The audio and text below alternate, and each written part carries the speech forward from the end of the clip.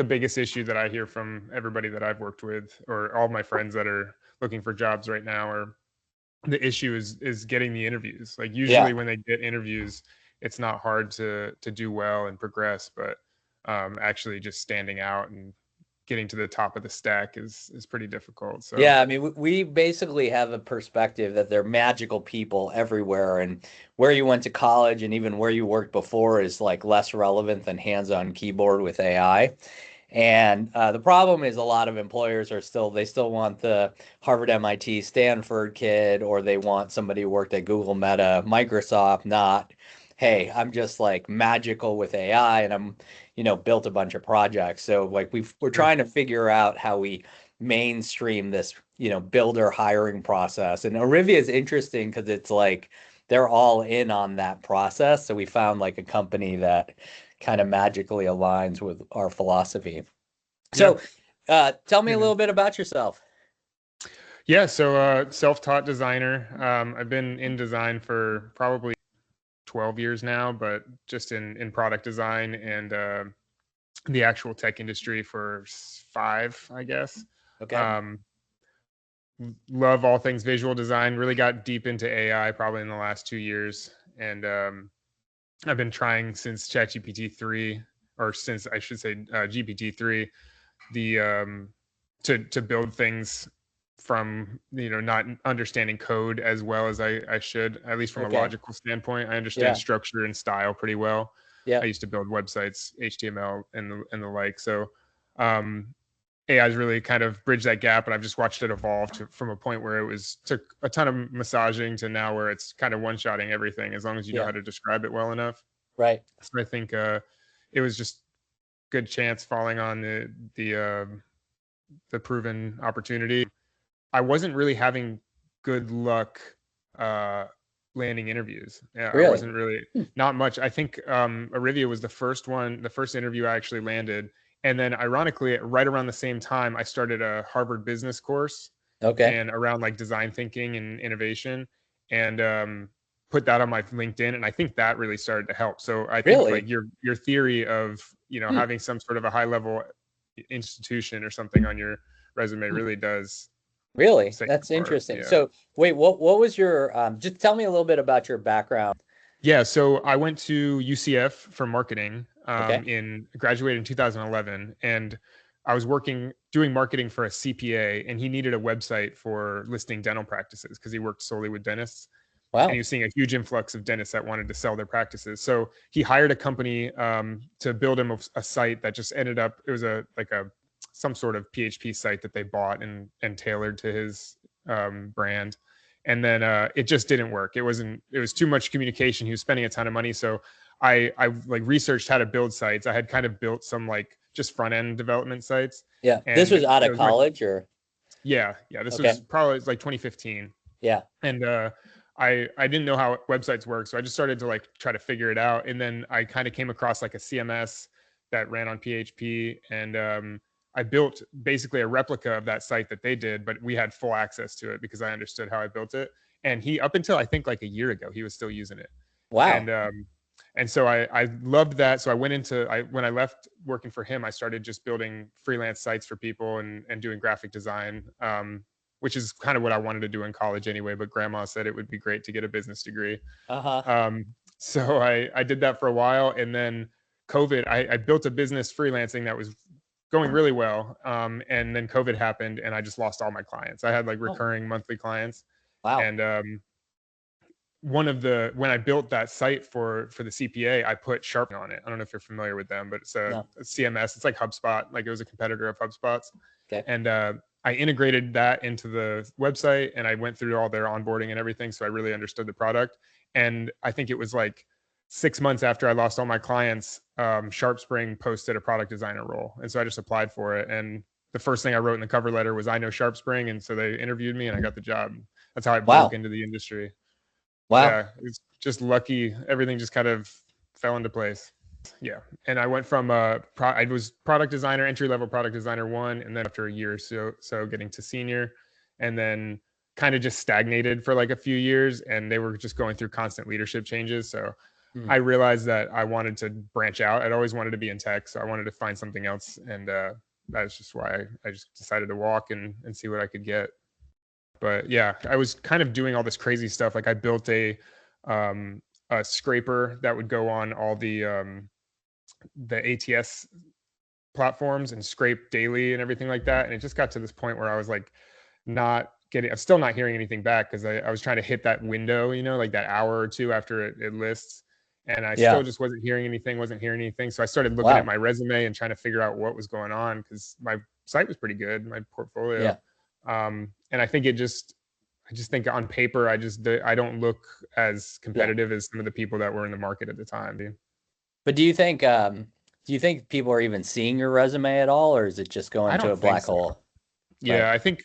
I think maybe it wasn't ATS optimized. I don't really understand a lot of that dynamic of like what you need to have on your resume for it to really be well received. And I think because my last education was 2011, I think maybe that was a red flag for some people. So then you basically got the reach out from LinkedIn for Provn, and then you went through the job. As you went through it, was it like the job description or was it the challenge? What kind of drew you into being like, I'm going to spend an hour doing this?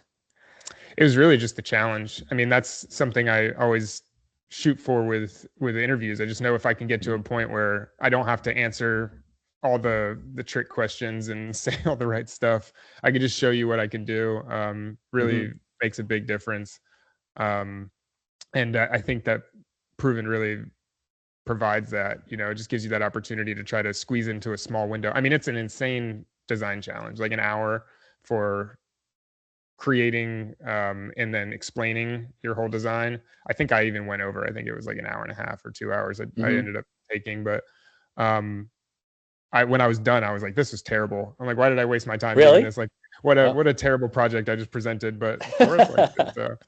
Well, I mean, I think it is hard to. One is I think there are a lot of people that won't do it, right? Because they're like, I think that average person would be like, you call me if you're interested. But right now, what we see in the market is everyone is using AI to apply for jobs. People are hiring agents that send out 300 resumes a day.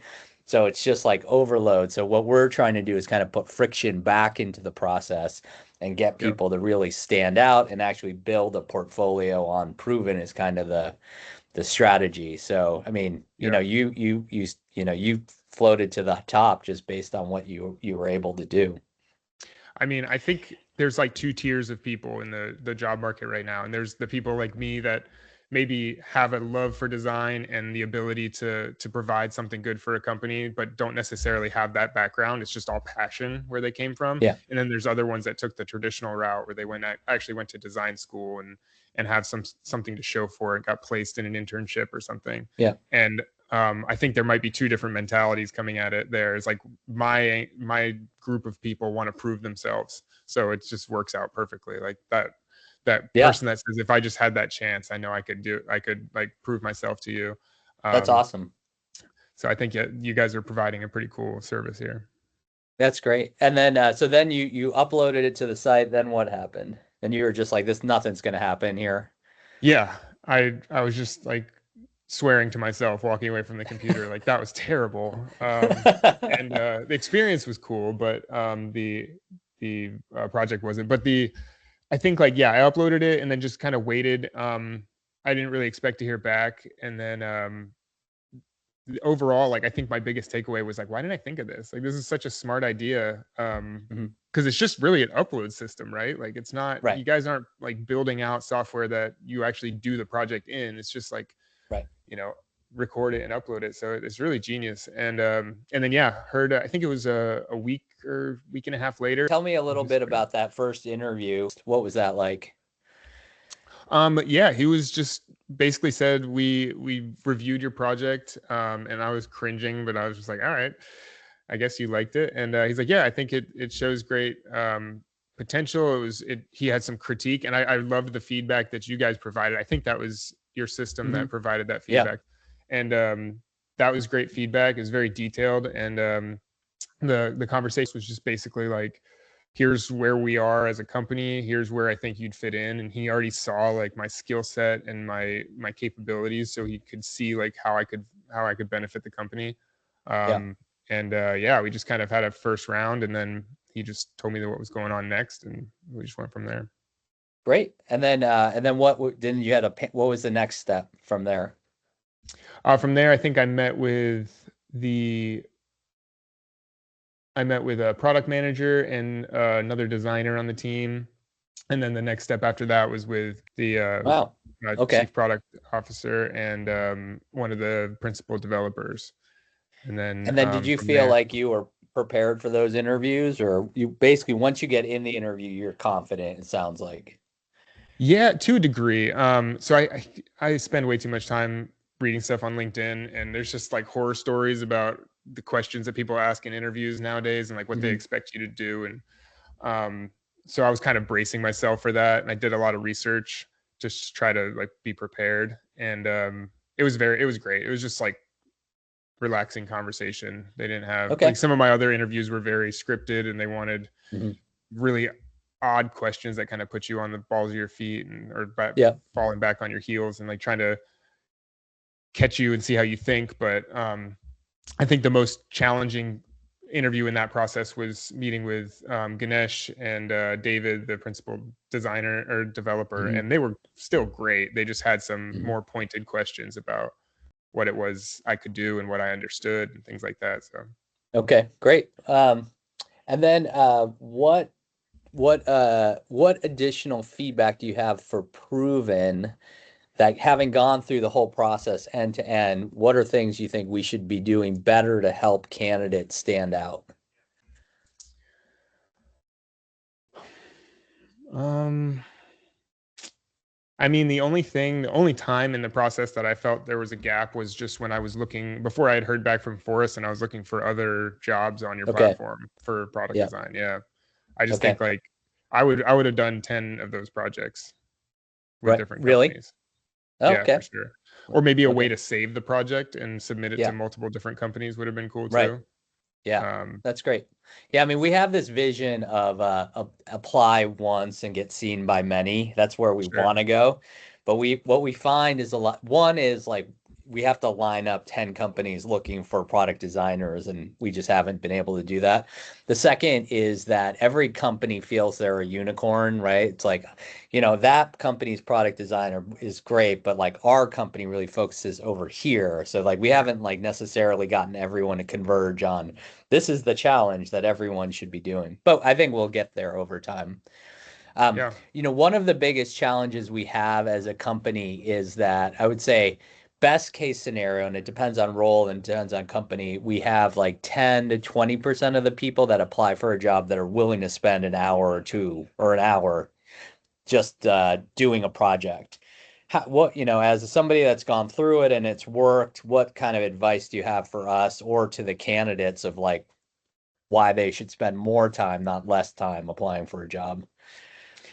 I mean, it's really just like if you pay attention to anything that's going on in the market, it's a mess. I mean, there's like 5,000 designers getting let go from all these major companies every few months or every 6 months. And that's just pushing really high level, highly educated uh, product designers into the market.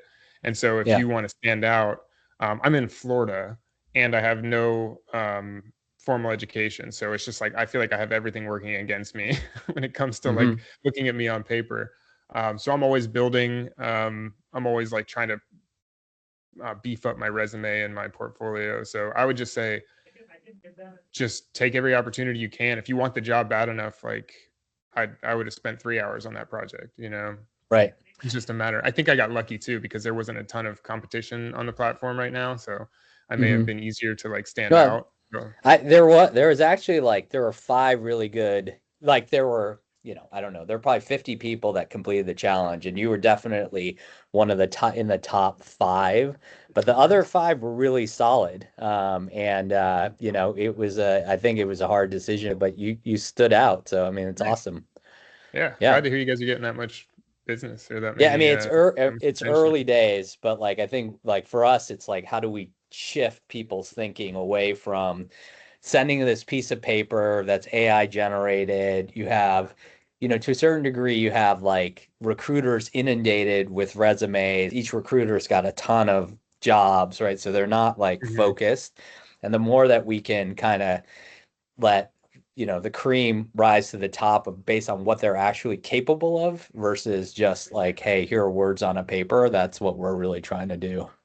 Yeah.